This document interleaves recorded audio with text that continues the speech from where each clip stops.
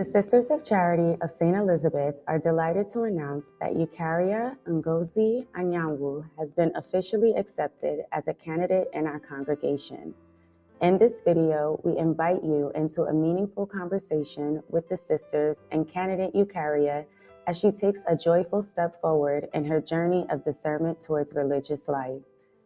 Eucharia is a woman of deep faith and commitment who has maintained a meaningful and prayerful relationship with the Sisters of Charity over many years. Her consistent presence, shared ministry, and spiritual engagement with the congregation have been a source of mutual enrichment. As she enters this next stage of discernment, Eucharia will be accompanied with care, prayer, and support from the Sisters of Charity community. We are grateful for her yes and her openness to God's call, and we walk with her in hope and love as she continues to seek where God is leading her. Stay with us now as we hear directly from candidate Eucharia and the sisters about their sacred journey of faith and vocation. I'm Joyce, and I've been a Sister of Charity for nearly 49 years, and I moved here to the Mother House about 3 years ago. Hello, my name is Eucharia. I have known the Sisters of Charity for 15 years, and right now I live in Clark with Sister Jackie. Very nice. My name is Sister Charitina. I've been a Sister of Charity for 74 years plus. It'll be 75 in October. In October. Yeah. That's 75. amazing. Yeah. Wow. I could say in October it'll be 75 if that's better, I don't know. Yeah. Okay, so how did you first each come to know each other and build a relationship? What was that like? You mean all three of us? Or just with Eucharia, yes. With Eucharia. Yeah. Actually, that was one of the sisters, Sister Prudencia, when she came to Nigeria. So I met her and I just came back from Germany. And then we met and then she told me about the community or their congregation. And I fell in love. Oh. So then I came over and then I met Sister Joyce and Sister Charitina. And then I've been with them. So I was with them for 7 years. So from there, so they moved down to Mother House and I moved to Clark. Wow. So it's like a real substantial relationship. For some reason, I thought you just got here. I don't know how, but that's a long time. Yep. Yeah. Wonderful. And then, so what drew you to the sisters? I know you said Sister Prudencia introduced you and you said you fell in love. How did you fall in love? What was it? Because the name Charity got me attracted, even though their spirit is rooted in the spirit of St. Vincent de Paul. But that name, that word, in caption, charity, captured my heart. Yeah. Did you grow up with a spirit of that? Like, what was your spiritual background? I'm from a very good Christian family. I was born and brought up a Catholic.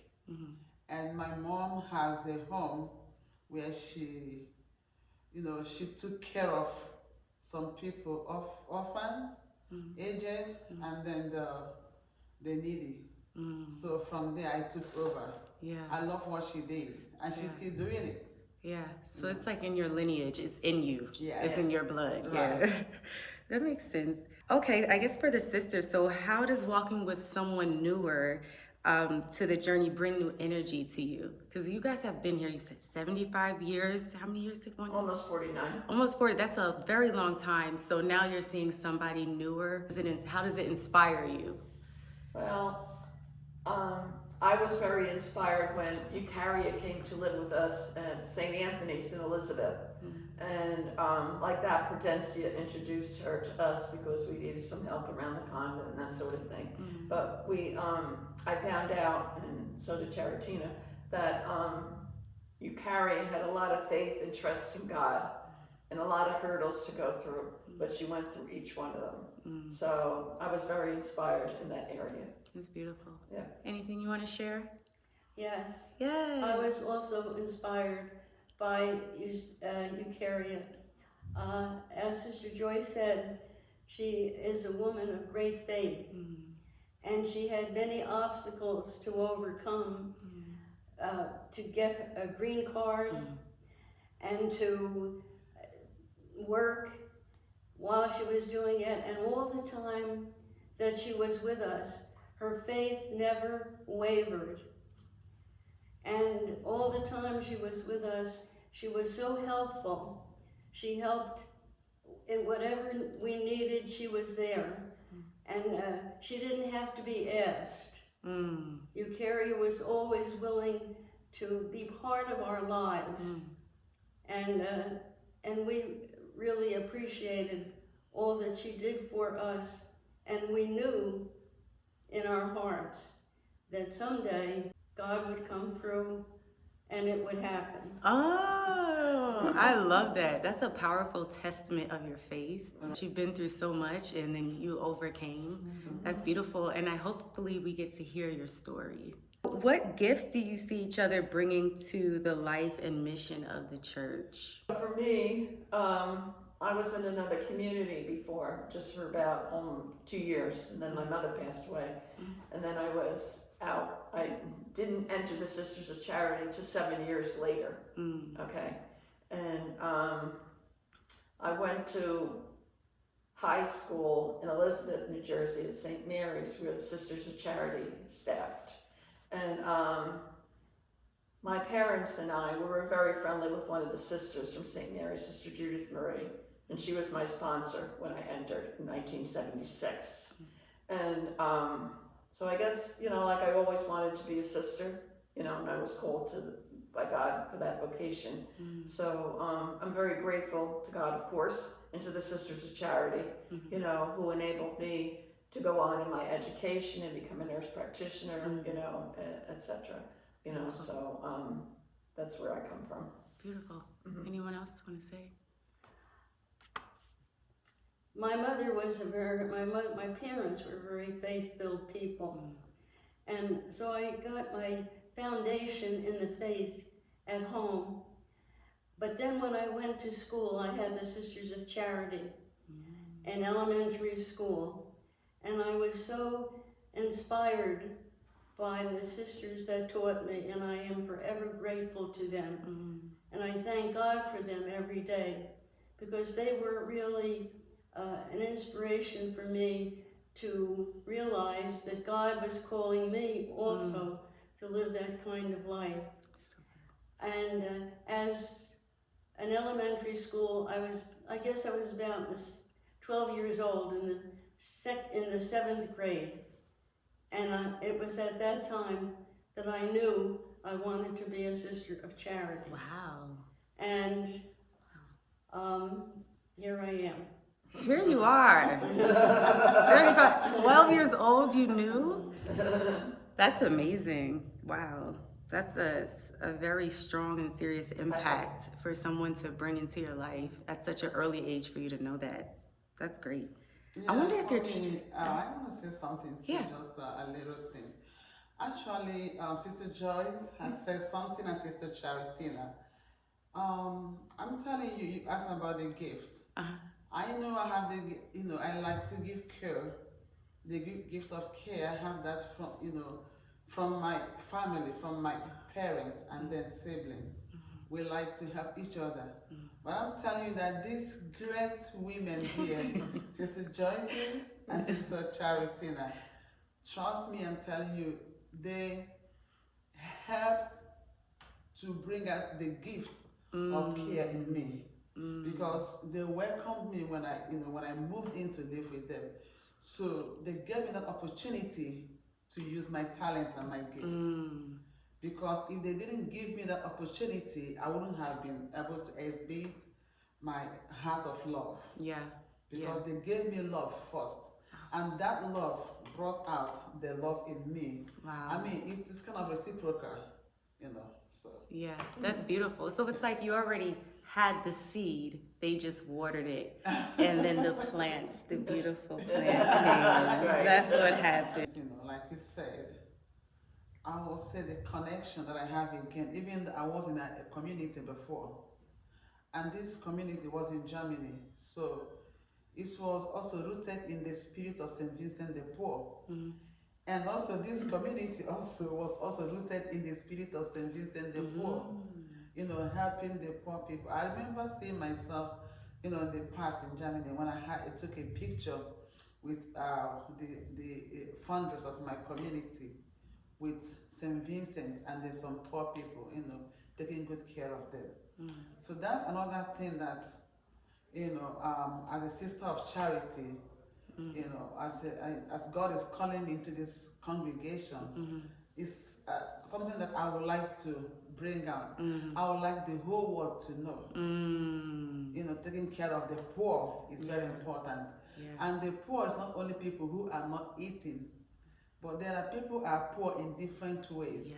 So we ask God through the Holy Spirit and through Jesus and Mother Mary to give us the spirit, the inner eye, the spiritual eye to dictate people in the society, you know, so that we can help them. This is so good. Oh my gosh. I'm like, we could just cut right here.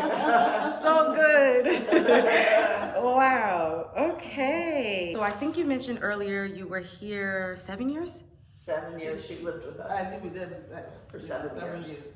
But I've known the entire congregation for 15 years. Okay.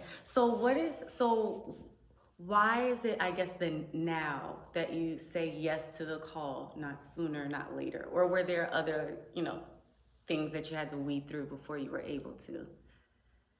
Yes, there were. Yes. There were things she had to wait through because she didn't have her green card.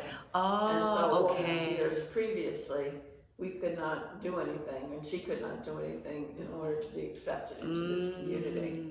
So finally, about 4 years ago, she received her green card. Yes. And so that's when things started happening. So your yes basically happened 15 years ago. It's just Yeah. that you couldn't physically say Right, yes exactly, until now. Yeah. That makes perfect sense. Okay, I guess this is for everybody. So what dream do you carry, not just for yourself, but also for the church? Well, right now, and previously, of course, service is an important part of our community in order to serve and help people. I'm more or less retired right now, but I do serve. I mean, I'm a nurse, so I'm one of the nurses here, so I help give out medication and things like that. Charitina and I, and Eucharia, we used to go to a parish in Westfield, St. Helens in Westfield. Okay. And it's very, very uplifting because it's really the parishioners practically run the parish. Not that the pastor doesn't do anything, I'm not saying that, but they give the responsibility and let the lay people come in and help serve the people and the needs of the people. So if more parishes would be like that, that's like a role model, really, for the parishes. It's a church in the North Archdiocese, you know, and so that's what I think, you know, in that area. So just being more inclusive, allowing lay people in, and just like expanding their walls. Yeah. That makes sense. Anything you want to share? Well, when we know that the church is really more than hierarchy and buildings, the church is all of us, all of the baptized, all of us are members of the church. And what God is calling us to do is what Jesus Christ did when he washed the feet of the apostles. And he said, what I have done for you, you are to do for one another. You do for one another. And if we do that, that's service. That's what the church is calling us to be. We worship God through the Eucharist, and we bring the Eucharist to others as we leave the church and go out to do what Jesus called us to do. So that's what the church is about. And hopefully we can continue to do what Jesus did and bring people to love God, love their neighbor. And it's not the word, it's the doing. Powerful. This is so good. Thank you so much. You hit every question without me having to ask. That was amazing. I wish you the absolute best. I pray the absolute best for you. I'm just happy to be able to talk to you and experience and hear all of your stories. So thank you for sharing. Thank you, Jessica.